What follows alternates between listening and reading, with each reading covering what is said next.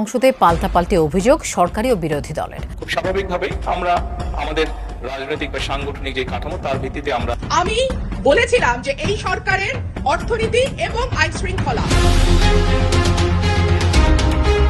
এদিকে আজকে সংসদে নতুন ঝামেলা তৈরি হয় বিএনপি এবং জামাতের এমপিদের মধ্যে। সরাসরি তারেক রহমান জামাতের এমপিদের গালাগালি করেছে, সংসদের বাহিরেও ভাঙচুর হয়, এই নিয়ে সংসদেও ঝামেলা। সরকার বিবেচনায় নিলে দেশ লাভবান হবে, জাতি লাভবান হবে। ইসলামী ব্যাংক কোনো কারণে যদি আরো ক্ষতিগ্রস্ত হয়, আমি ব্যক্তিগতভাবে মনে করি বাংলাদেশের অর্থনীতি মাটির সাথে বসে যাবে। পক্ষে বিপক্ষে বা কি ধরনের আইনি ব্যবস্থা নেওয়া হবে, আইনি ব্যবস্থা আদৌ নেওয়া হয়েছে কিনা, কেন তাদেরকে আবার পুনর্বাসন করা হচ্ছে, সেটির আইনগত কি ব্যাখ্যাটি কি, সেটি সংসদের সামনে উপস্থাপন করার জন্য অনুরোধ জানাচ্ছি। মাননীয় স্পিকার, কেন যেন অপ্রিয় বিষয়গুলো আমার ভাগেই আসে। গতকাল টিআইবি একটি রিপোর্ট দিয়েছে, সেই রিপোর্টে বলা হচ্ছে সরকারের 100 দিনে 605টি খুন। আমি আশা করেছিলাম মাননীয় স্বরাষ্ট্রমন্ত্রী আজকে এখানে উপস্থিত থাকবেন, কিন্তু আমি সামনে তাকিয়ে দেখলাম মাননীয় স্বরাষ্ট্রমন্ত্রীর আসনটি খালি, অর্থাৎ তিনি উপস্থিত নাই। কি আর করা, তার অনুপস্থিতিতেই বলি। যে রুমিন ফারহানাকে একদিন বিএনপি দল থেকে বের করে দিয়েছিল, আজ সেই রুমিনই হয়ে উঠেছেন তারেক সরকারের সবচেয়ে বড় আতঙ্ক। সংসদে দাঁড়িয়ে বাঘিনী রুমিন একের পর এক এমন সব প্রশ্ন ছুড়ে দিচ্ছেন যে জবাব দিতে গিয়ে তারেকের মন্ত্রীদের রীতিমতো ঘাম ছুটে যাচ্ছে। আজকের সংসদ অধিবেশনে বিএনপির সকল এমপিদের কাঁপুনি শুরু হয়েছে। এই সংসদের বাজেট অধিবেশনে অসংখ্য ঘটনা ঘটে, ঝামেলা হয়। একদিকে তারেক রহমান বিস্ফোরকমূলক মন্তব্য করছেন, তার মন্তব্যের জেরে বিরোধী দলের নেতারা পাল্টা বক্তব্য দিচ্ছে এবং এইটাকে কেন্দ্র করেই অসংখ্য ঝামেলা হয় সংসদের বাহিরে এবং ভিতরে। জামাতের এমপিরা যা যা বলে এবং অসংখ্য এমপি খারাপ ভাষায়ও সংসদে অনেক কথা বলে, সবকিছু আপনাদের সামনে এই একটি ভিডিওর মাধ্যমে তুলে ধরবো। আসুন আমরা কথা বাড়াচ্ছি না, আমরা সরাসরি ভিডিওর মূল আলোচনাগুলোতে চলে যাচ্ছি। বাংলাদেশে পেপ্যালের কার্যক্রম আরম্ভে কার্যকর উদ্যোগ গ্রহণে একটি কমিটি গঠন করা হয়েছে। 2030 সালের মধ্যে 20% নবায়নযোগ্য বিদ্যুৎ উৎপাদনের লক্ষ্যে ইতিমধ্যে জাতীয় রুফটপ সোলার কর্মসূচি এবং নেট মিটারিং এর মাধ্যমে মোট 35 মেগাওয়াট বিদ্যুৎ জাতীয় গ্রিডে সংযুক্ত হয়েছে। যে বিগত অনেকগুলো বছর আমাকে বিদেশে বাধ্য হয়ে থাকতে হয়েছে, কিন্তু সেই সময় আমি দেখেছিলাম সেই দেশের শিশুরা কি সুন্দর জুতা জামা কাপড় পরে স্কুলে যায়, এবং আমার তখন ইচ্ছা ছিল কোনোদিন যদি আল্লাহর মতো সুযোগ পাই, চেষ্টা করব এই দেশের শিশুদেরকেও যাতে এরকম একটি ব্যবস্থা করা যায়। এবং তারই অংশ হিসাবে স্পিকার, তারই অংশ হিসাবে আগামী অর্থ বছরে সরকারি প্রাথমিক বিদ্যালয়ে বর্তমান সরকার ইনশাআল্লাহ 2 লক্ষ শিশুর মাঝে বিনামূল্যে স্কুল ড্রেস বিতরণ করার পরিকল্পনা গ্রহণ করেছে। ছোটবেলায় আমি ক্যান্টনমেন্টে ছিলাম, আপনিও আমার ধারে কাছে ছিলেন মাননীয় স্পিকার। আমার মনে আছে তখন যখন বৃষ্টি হতো, আমরা যখন স্কুলে পড়তাম, একসাথে 5-7 দিন ধরে বৃষ্টি হতো। বিশেষ করে ক্যান্টনমেন্ট এলাকায় যেহেতু অনেক গাছ গাছে ছিল, সেখানে বোধহয় একটু বেশিও হতো খুব সম্ভবত।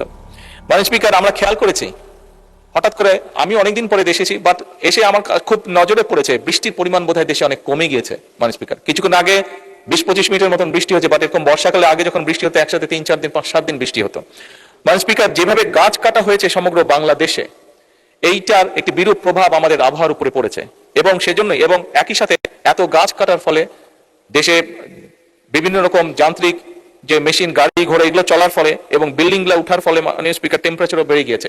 এই সকল কিছু বিবেচনা করে 5 বছরে এই টেম্পারেচারটাকে যদি কমানো যায়, একই সাথে বৃষ্টির পরিমাণ যদি বাড়ানো যায়, একই সাথে পলিউশন দূর করা যায়, সেই লক্ষ্যকে সামনে রেখে মাননীয় স্পিকার 5 বছরে 25 কোটি বৃক্ষরোপণ এবং সবুজ কর্মসংস্থান সৃষ্টির লক্ষ্যে বনায়ন সৃজনের জন্য ইতিমধ্যেই উদ্যোগ গ্রহণ করা হয়েছে। মাননীয় স্পিকার, আসন্ন বর্ষা মৌসুমে আমরা চেষ্টা করছি ইনশাআল্লাহ 3,14,00,000 চারা আমরা রোপণ করব সারা দেশে। বৃক্ষরোপণ অনুষ্ঠান সম্পাদন করার জন্য স্থানীয় সরকার এবং এনজিওদের মধ্যে এরই মধ্যে মাননীয় স্পিকার সমন্বয় করা হয়েছে। মাননীয় স্পিকার, এই সংসদে দাঁড়িয়ে আমি বলেছিলাম একদিন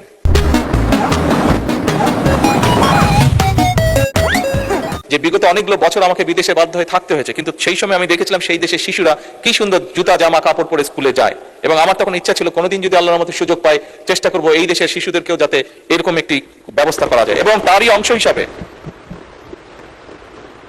মাননীয় স্পিকার, তারই অংশ হিসাবে আগামী অর্থ বছরে সরকারি প্রাথমিক বিদ্যালয়ে বর্তমান সরকার ইনশাআল্লাহ 2 লক্ষ শিশুর মাঝে বিনামূল্যে স্কুল ড্রেস বিতরণ করার পরিকল্পনা গ্রহণ করেছে।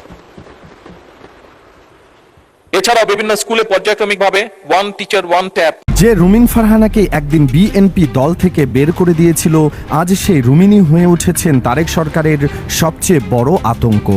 সংসদে দাঁড়িয়ে বাঘিনী রুমিন একের পর এক এমন সব প্রশ্ন ছুড়ে দিচ্ছেন যে জবাব দিতে গিয়ে তারেকের মন্ত্রীদের রীতিমতো ঘাম ছুটে যাচ্ছে। রবিবার জাতীয় সংসদে ঠিক এমন এক ভয়ঙ্কর দৃশ্য দেখা গেল। রুমিনের পাতা ফাঁদে পা দিয়ে স্পিকার হাফিজের কাছে কড়া ধমক খেলেন খোদ জ্বালানি মন্ত্রী ইকবাল হাসান মাহমুদ। আর এক ঘটনাতেই পুরো মন্ত্রিসভায় রীতিমতো কাঁপুনি ধরে গেছে। 2025 সালের 31শে ডিসেম্বর বাংলাদেশের রাজনীতিতে একটা বিশাল ধাক্কা লাগে। ওই দিন বেগম খালেদা জিয়া চিরকালের জন্য বিদায় নেন। পুরো দেশ যখন শোকে ভাসছে, ঠিক সেই সুযোগ কাজে লাগিয়ে বিএনপির ভেতরে শুরু হয় এক নোংরা খেলা। দলের তুখর নেত্রী রুমিন ফারহানাকে কোনো কারণ ছাড়াই ঘাট ধাক্কা দিয়ে বিএনপি থেকে বের করে দেওয়া হয়। এই অপমান রুমিনের গায়ে একেবারে আগুনের মতো জ্বলে ওঠে। এরপর সময় গড়াতে থাকে এবং রাজনীতির পালাবদল ঘটে। 2026 সালের নির্বাচনে বিশাল জয় তুলে নিয়ে তারেক রহমান দেশের প্রধানমন্ত্রী হিসেবে গদিতে বসেন।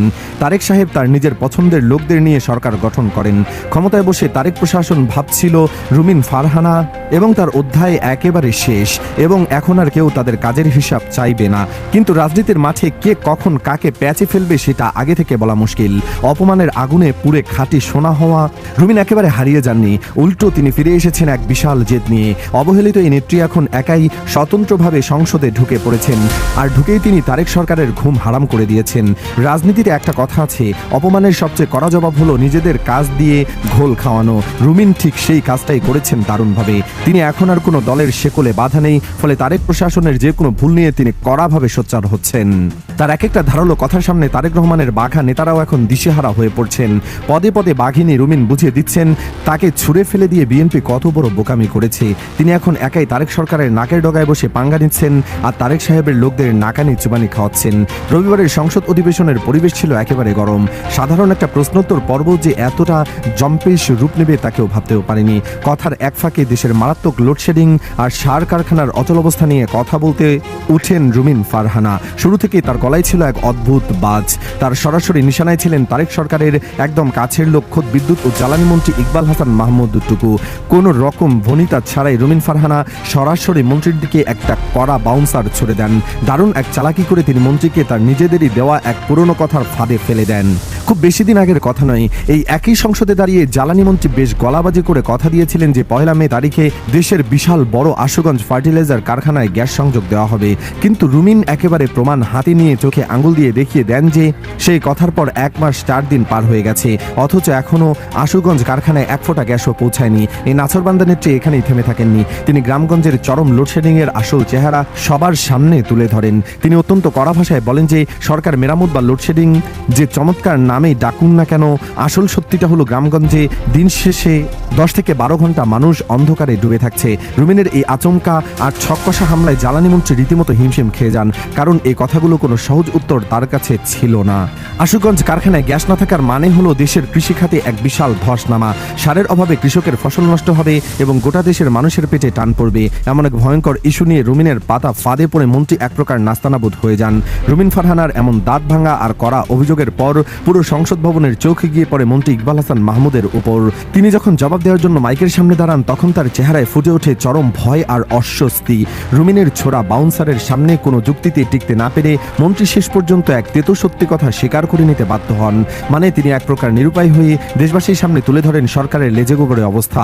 মন্ত্রী স্বীকার করেন যে সরকার এমন এক খাদের কিনারায় দাঁড়িয়ে আছে যেখানে যে কোনো একটাকে বেছে নিতে হবে। হয় গ্যাস দিয়ে বিদ্যুৎ কেন্দ্রগুলো সচল রেখে দেশকে অন্ধকারের হাত থেকে বাঁচাতে হবে, নয়তো সার কারখানা চালিয়ে দেশের মানুষের পেটের খাবার জোগাড় করতে হবে। আর দুটো কাজ একসাথে করার মতো পর্যাপ্ত গ্যাস তারেক প্রশাসনের হাতে একেবারেই নেই। তাই বাধ্য হয়ে তারা বিদ্যুৎ উৎপাদনকে বেশি দাম দিচ্ছেন। ঠিক এরপর নিজেকে এবং বর্তমান প্রশাসনকে ভালো সাজাতে মন্ত্রী মুখ ফসকে এমন এক ভয়ঙ্কর কথা ফাঁস করে দেন যা পুরো দেশের মানুষকে একেবারে বোকা বানিয়ে দেয়। তিনি গত 17 বছরের এক বিশাল আমলনামা হাটে হাড়ি ভেঙে দেওয়ার মতো করে সবার সামনে তুলে ধরেন। তিনি জানান যে গত 17টি বছর ধরে দেশের ভেতরে নতুন কোনো গ্যাস খোঁজার কাজ বা কূপ খননের কাজ করা হয়নি। অর্থাৎ ইচ্ছাকৃতভাবেই দেশীয় গ্যাস তোলার এই পথ আটকে রাখা হয়েছিল, কারণ বিদেশ থেকে চড়া দামে এলএনজি গ্যাস কিনে আনলে একটা বিশাল অঙ্কের টাকা পকেটে ভরার সুযোগ থাকে। নিজের দেশের গ্যাস তুললে তার সেই হাজার হাজার কোটি টাকার লুটপাটের সুযোগ থাকে না। আজ সেই বিশাল লুটপাটেরই চরম মাসুল গুনছে বর্তমান সরকার। এমনকি জ্বালানি মন্ত্রী আরও একটা ভয়াবহ হিসাব তুলে ধরেন। তিনি জানান, বর্তমানে দেশে প্রতিদিন গ্যাসের দরকার ৩৮০০ মিলিয়ন ঘনফুট, অথচ সরকার জোগাড় করতে পারছে মাত্র ২৫০০ মিলিয়ন ঘনফুট। এই বিশাল ঘাটতির কথা মন্ত্রীর মুখ থেকে শোনার পর সংসদে সবার পিলে চমকে যায়, কারণ সরকারের এই দুর্বল জায়গাটা সবার সামনে একেবারে পরিষ্কার হয়ে যায়। সংসদে জ্বালানি মন্ত্রীর এমন দায়সারা এবং হতাশ করা কথায় স্পিকারের আসনে বসা হাফিজউদ্দিন আহমেদ আর চুপচাপ বসে থাকতে পারলেন না।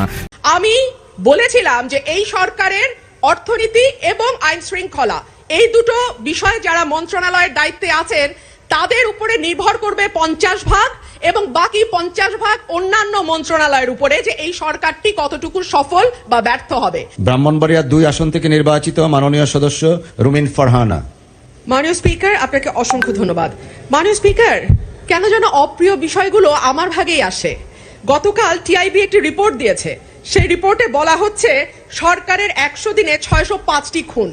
আমি আশা করেছিলাম মাননীয় স্বরাষ্ট্রমন্ত্রী আজকে এখানে উপস্থিত থাকবেন, কিন্তু আমি সামনে তাকিয়ে দেখলাম মাননীয় স্বরাষ্ট্রমন্ত্রীর আসনটি খালি, অর্থাৎ তিনি উপস্থিত নাই।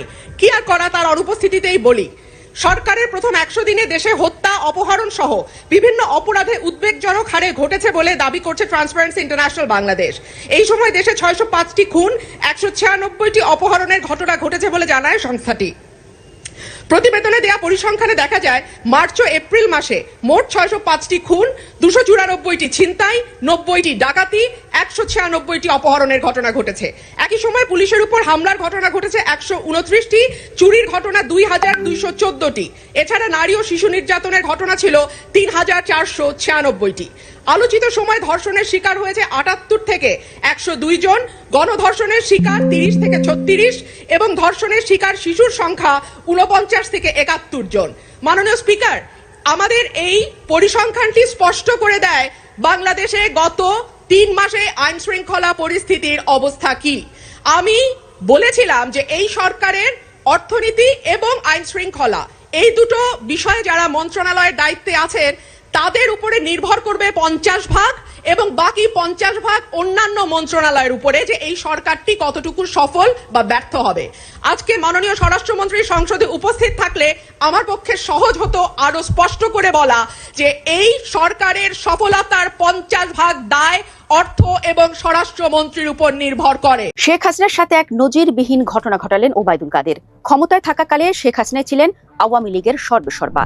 তার কথাই ছিল দলের শেষ কথা, তার সিদ্ধান্তই ছিল চূড়ান্ত। তখন তার নেওয়া কোনো সিদ্ধান্তের ন্যূনতম বিরোধিতা করার সাহস ছিল না আওয়ামী লীগ কিংবা সরকারের কারো। কিন্তু রাজনীতি বড় অদ্ভুত জায়গা, ক্ষমতার সমীকরণ বদলে গেলে মানুষের সুরও বদলে যায়। এবার শেখ হাসিনার সেই একচ্ছত্র অবস্থানেই সরাসরি আঘাত আনলেন দলের দীর্ঘদিনের সাধারণ সম্পাদক ওবায়দুল কাদের। শেখ হাসিনার মুখের সামনে প্রশ্ন তুললেন তার দূরদর্শিতা নিয়ে। অকপটে জানিয়ে দিলেন রাষ্ট্রপতি মোহাম্মদ শাহাবুদ্দিন এবং সেনাপ্রধান জেনারেল ওয়াকারুজ্জামানকে বেছে নেওয়াটা নেত্রীর মস্ত বড় ভুল সিদ্ধান্ত ছিল। দর্শক, ঘটনাটি ঘটেছে গত 7 জুন এক বিশেষ দিনে। দিনটি বাংলাদেশের রাজনৈতিক ইতিহাসে অত্যন্ত তাৎপর্যপূর্ণ, ঐতিহাসিক 6 দফা দিবস। প্রতি বছরের মতো এবারও আওয়ামী লীগ দিনটি পালন করছিল, তবে এবার প্রেক্ষাপট সম্পূর্ণ ভিন্ন। ভার্চুয়াল মাধ্যমে আয়োজিত এই সভায় যুক্ত ছিলেন দলটির পলাতক ও আত্মগোপনে থাকা শীর্ষ নেতারা। সভাটি দলের ফেসবুক পেজ সহ বিভিন্ন সামাজিক যোগাযোগ মাধ্যমে লাইভ সম্প্রচার করা হচ্ছিল। কিন্তু ঘরের কথা শুধু ঘরের ভেতর ছিল না, লাখ লাখ কর্মী সমর্থকও তখন লাইভের উপরে চাতক পাখির মতো তাকিয়ে। শারীরিক অসুস্থতার কারণে ওবায়দুল কাদেরকে আজকাল সব কর্মসূচিতে দেখা যায় না, কিন্তু এদিন তিনি যখন বলতে শুরু করলেন তার কণ্ঠে ছিল অন্যরকম এক ঝাঁজ। উপমহাদেশের ভূ রাজনীতি আর বাংলাদেশের বর্তমান পরিস্থিতি ব্যাখ্যা করতে করতে তিনি এক পর্যায়ে সরাসরি কিছুটা আক্রমণ করেই বসেন দলের প্রধান চালিকা শক্তি শেখ হাসিনাকে। ওবায়দুল কাদের কিছুটা বিনয় আর কিছুটা প্রচ্ছন্ন খোঁচা মিশিয়ে বললেন, আপনি অনেক ম্যাচিউর পলিটিশিয়ান, অভিজ্ঞ পলিটিশিয়ান, আপনি রাষ্ট্রনায়কের পর্যায়ে পৌঁছে গেছেন, আপনাকে আমার কোনো উপদেশ দেওয়ার দরকার নেই। কিন্তু ভাবতে হবে যে আশা নিয়ে রাষ্ট্রপতি ও সেনাপ্রধান বানানো হয়েছিল, বিনিময়ে তারা আজ আমাদের কি দিচ্ছেন, কি দিয়েছেন। আমাদের সেই সেনাপ্রধান, আমাদের সেই প্রেসিডেন্ট অনেক আশা করে যাকে বানিয়েছে, কি দিচ্ছেন। এখানেই থামেননি নেতা। শেখ হাসিনাকে এক প্রকার রাজনৈতিক বাস্তবতার পাঠ দিয়ে তিনি মনে করিয়ে দেন রাজনীতিতে আবেগের কোনো স্থান নেই। রাজনীতি যখন বঙ্গোপসাগর অর্থাৎ ভূ রাজনীতি কেন্দ্রিক, সেখানে আবেগের স্থান কোথায়? দর্শক, আওয়ামী লীগের ভেতরের খবর যারা রাখেন তারা ভালো করে জানেন শেখ হাসিনার কোনো সিদ্ধান্ত নিয়ে তার সামনে এমন প্রশ্ন তোলা এক প্রকার অলৌকিক ঘটনার মতো। ওবায়দুল কাদের মূলত আঙুল তুললেন শেখ হাসিনার সেই রাজনৈতিক দূরদর্শিতার উপর, যার অহংকার দলটির প্রতিটি কর্মী করতেন। অথচ এই চরম অপ্রীতিকর পরিস্থিতিতেও শেখ হাসিনা সেদিন লাইভ সভায় কোনো পাল্টা জবাব দেননি। অন্য দিনের চেয়ে অত্যন্ত সংক্ষিপ্ত বক্তব্য দিয়ে তিনি সভা শেষ করেন। হয়তো এই ধাক্কাটা খোদ নেত্রীর জন্য ছিল সম্পূর্ণ অপ্রত্যাশিত, কিন্তু প্রশ্ন হলো রাষ্ট্রপতি আর সেনাপ্রধানের প্রতি ওবায়দুল কাদের তথা আওয়ামী লীগের এত ক্ষোভ কেন? দর্শক, দলটির ভেতরে ক্ষোভের আগুন কিন্তু হঠাৎ করে জ্বলেনি। এর পেছনে রয়েছে 2024 সালের আগস্টের সেই নাটকীয় পট পরিবর্তন। জুলাই আগস্টের ছাত্র জনতার আন্দোলনের ঠিক মাস দেড়েক আগে ওয়াকারুজ্জামানকে সেনাপ্রধান করা হয়, যিনি শেখ হাসিনার আত্মীয় বটে। আগস্টে আন্দোলন যখন তুঙ্গে, তখন আওয়ামী লীগের এখানে কি কথা হচ্ছে, অনেকে কিন্তু অনেক কথা বলতেছে। বিশেষ করে এখানে দেখতে পাচ্ছি দেশের রাজনীতির প্রেক্ষাপট নিয়ে কথা হয়, আর অনেক বিষয় নিয়ে কথা হয়। এই বিষয়গুলো দেখে এবং বাংলাদেশের রাজনীতির প্রেক্ষাপটগুলো নিয়ে এবং সংসদের মধ্যে যে অসংখ্য ঘটনা ঘটতেছে, এগুলো নিয়ে আপনার মন্তব্য কি? আপনার গুরুত্বপূর্ণ মন্তব্যটা অবশ্যই আপনারা আমাদের কমেন্ট বক্সে লিখে যাবেন। সর্বশেষে আপনাদের কাছে আমাদেরকে রিকোয়েস্ট থাকবে, আপনারা আমাদের চ্যানেলে হয়ে থাকলে চ্যানেলটি সাবস্ক্রাইব করবেন এবং পাশে থাকা বেল বাটনটি বাজাবেন, যাতে করে নেক্সট ভিডিওটা সবার আগে আপনাদের কাছে পৌঁছে যায়। ধন্যবাদ।